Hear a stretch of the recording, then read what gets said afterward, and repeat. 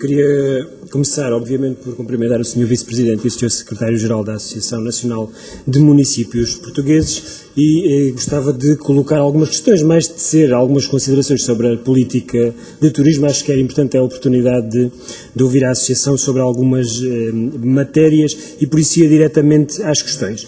Uma primeira tem a ver com, e também já foi de certo modo abordada em algumas das suas componentes, é a relação entre a participação dos municípios e a participação dos privados. Essa é sempre uma coisa que vem para cima da mesa, um assunto que vem para cima da mesa, que é entre os que defendem que a participação pública deve ser maior e os que defendem que a participação privada deve ser maior. Qual era a perspectiva da Associação relativamente a essa matéria? Aquilo que é o peso de cada um do setor público via os municípios e do setor privado, se tem ou não posição relativamente a essa matéria. Perguntava também na relação com os municípios, a dado passo na participação da Assembleia Geral, é referido que quem participa é o Presidente da Câmara sem possibilidade de substituição. Isso é referido na proposta. Eu julgo que isso, para além de ser uma ingerência naquilo que é a vida dos municípios, contraria a legislação que especificamente define quem é que pode ou não substituir e representar o município e substituir o Presidente da Câmara. Por isso julgo que isso terá sido um lapso e terá que ser ultrapassado, apesar de constar na proposta que chegou à Assembleia da República depois das reuniões com a vossa entidade.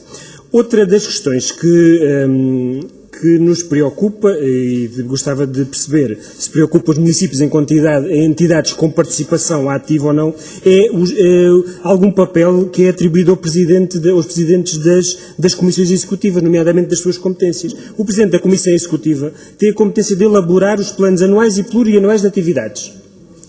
E elaborar, não é o órgão coletivo que ele representa, é ele, Presidente. Elaborar relatórios de atividades, elaborar os projetos de orçamento e elaborar e aprovar as contas de gerência. No caso das contas de gerência até deixa o resto da Assembleia Geral lá. É o Presidente, é o que diz aqui na proposta, por isso também gostava de ouvir a vossa, tendo em conta que, como já disse, as autarquias são participantes ativos.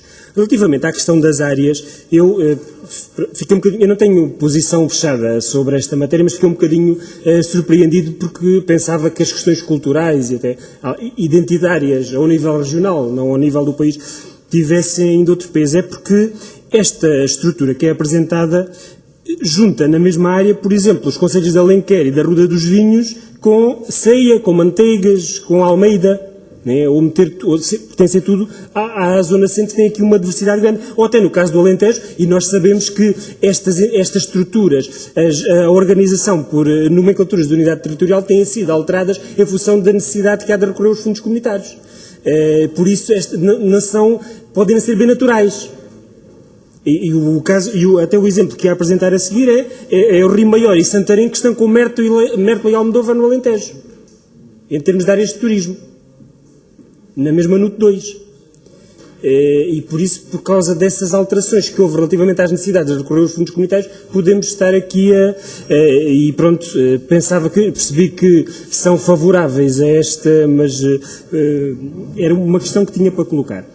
Relativamente a esta questão já foi colocada, às áreas metropolitanas, há quem defenda, algumas estruturas que defendem as 5 que já estão propostas mais 2, poder manter as áreas metropolitanas de Lisboa e Porto como estruturas autónomas, nomeadamente isso também já foi aqui referido à posição de algumas associações de turismo nestas áreas, à posição que já tornaram públicas sobre a matéria. E por último, relativamente à questão dos trabalhadores, que foi colocada, e da possibilidade de as autarquias absorverem alguns trabalhadores, eu julgo que isso é claro naquilo que também são as limitações que as autarquias têm nessa matéria, mas cruzava-se com outra questão, é a questão dos postos de turismo, e que são muitas vezes pontos importantes de divulgação no próprio Conselho, que tanto dependendo das entidades, eles acabam por poder ficar reféns desta política de redução de pessoal e nesse aspecto o que é que as autarquias depois